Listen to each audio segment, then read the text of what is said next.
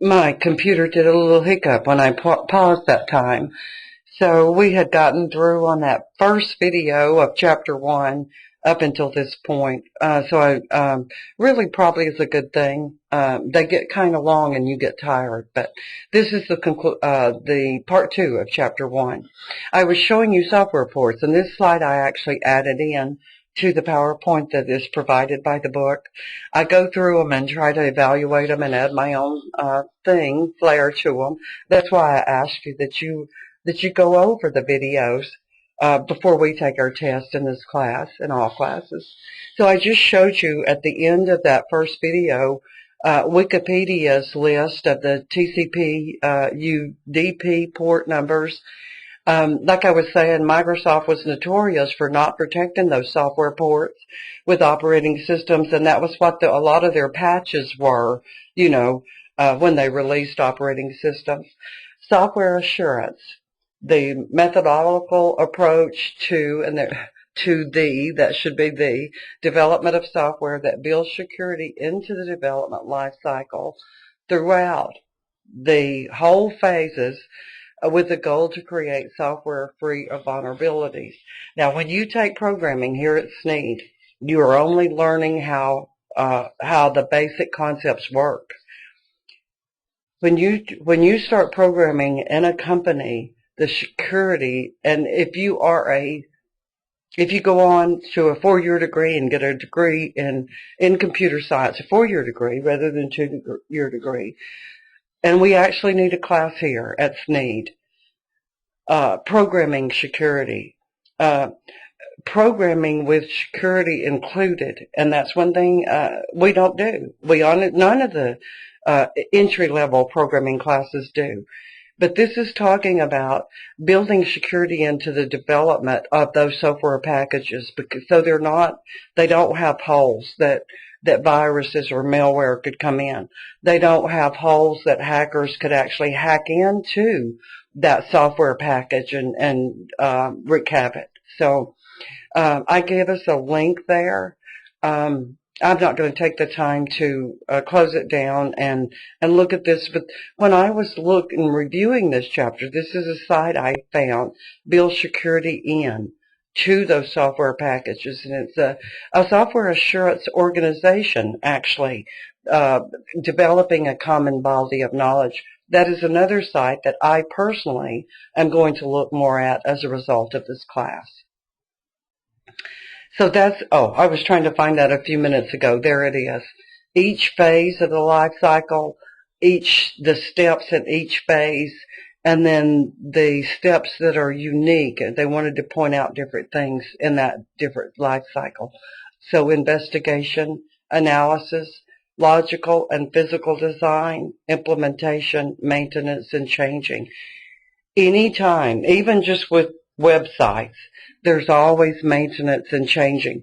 A lot of companies will want a contractor to build them a website, not realizing that in 6 months they've got to change something. So if you are a web developer, you want to make sure that if there's any maintenance involved, that's included in the price, right? Okay. Software leaders, Seltzer and Schroeder, the principles, the economy of the mechanics of the thing, fall safe, the critical thinking of that thing, the open design, separation of the privilege of using it and the actual resource itself, and then psychology. This is that's with that software, building software. That's on the bottom begins on the bottom of page 31 in your book. So the National Institute of Security, this publication 800.64 is the integration into the security life cycle, and that's what makes it the SEC security life cycle now. So that life cycle has changed with adding the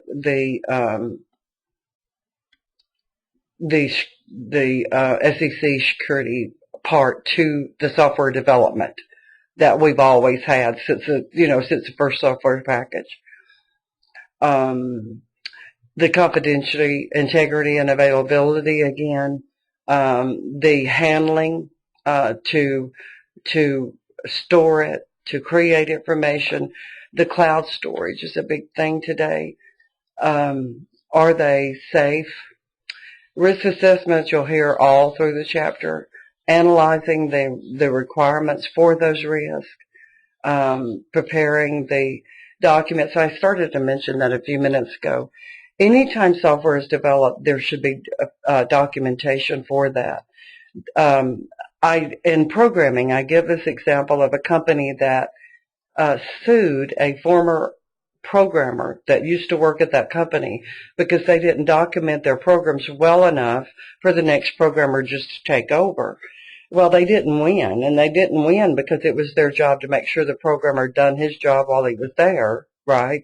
But the documentation I can't stress enough. Whatever you do in IT, make sure that it's seamless, that others can repeat it, that what you put in place is, let's say, accessible to the people who need it. I got to go on. Integrating it to its surroundings, installing it, and then the maintenance of that. The disposal. The maintenance, that needs to be put into place when it's actually installed, right? How long, when you're going to constant maintenance, periodic backups, system, the whole thing. Okay, disposal. And we talk about disposal as far as the physical hardware itself. I just had this happen here at work. A lot of companies didn't realize that if they reformatted hard drives that the data's still there. It's just that it's not as easy to get to. So if it's sensitive data, just formatting hard drive doesn't work. So that disposal system doesn't work. And we used to think that. We used to think just formatting a hard drive would get rid of all those zeros and ones, and it doesn't. It actually just breaks the tie between the file, the FAT file, the file allocation table, and where that file is actually stored on the hard drive. So disposal is important. Shredders. It's like what happened here at Sneed was a employee was retiring, and that employee wanted to make sure that the things that she had created over the years were disposed of. She wanted to make sure that emails were disposed of, so it's an important thing, disposal of that hardware and software. Oh, goodness. Here's another personal slide. Y2K happened. The internet made programming. It really is. Okay, now this is a site, Mashable. I just love it. It's a great site. Used it a long time.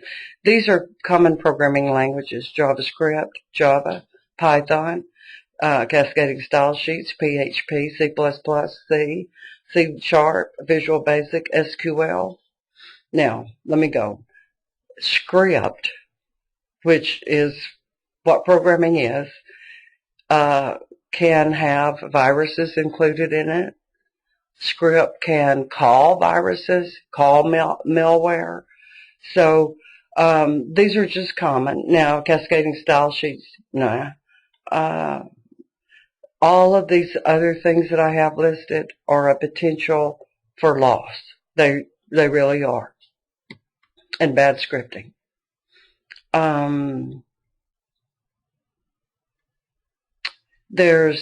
Let me see now. I've given you some links here, highest paid software engineering, different things, just to show you that software is a big deal today. Training, the requirements, the design, the implementation, the verification, the release, and the response. This is software development. I wanted to put here different links for security professionals, and I will come back and add that. The management, the people involved, the type of skills they have to have, the data and the responsibilities, and then or here the groups out there that help us keep security going, and I will add that to this, or to a link there in Blackboard. So is security an art or a science? And it's both. It really is. There's an art to being able to do the risk assessment, the logical and physical design, and it's a science, learning the technologies and the holes and the threats, all of that kind of thing. As a social science, you have people, and that's why it's also social science. And then in summary, a well-informed sense of assurance that information, risks, and controls are in balance.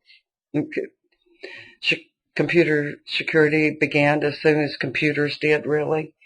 That there are multiple levels in an organization of security, and the people trained for that security.